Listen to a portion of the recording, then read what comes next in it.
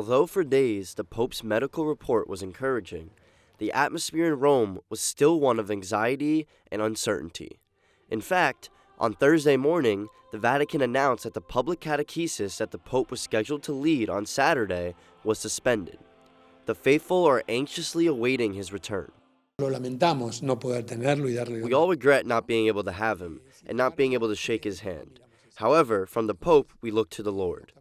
Thank you for your word to the Church and to the world, and that we stand by him, that he knows that we stand by him. He knows it, but we also say it to him. The expressions of support and affection for Francis incessantly continue in these weeks in which it is not known exactly when he will return to Santa Marta. Sebastian has an ice cream parlor, a very special ice cream shop. Pope Francis usually calls there to order his favorite ice creams: lemon, mango, and dulce de leche. Sebastian fondly remembers the first time he was able to deliver one of his homemade ice creams. The first time it was on our account to take an ice cream to the Pope to see if we could get close to him and get him to try the ice cream. And yes, he tried it, and well, then his chain of buying started. They started to come, to call, to order us to prepare ice cream for him, to prepare some dessert. He says he is my friend. Every person I know who has talked to him tells him, go and eat my friend Sebastian's ice cream. Daniel is another local artisan who has worked for Francis. In fact, he was in charge of repairing the briefcase that always accompanies the pontiff on his travels. His small store has already received orders from Santa Marta on many occasions. We have been really very worried about Pope Francis, about his health.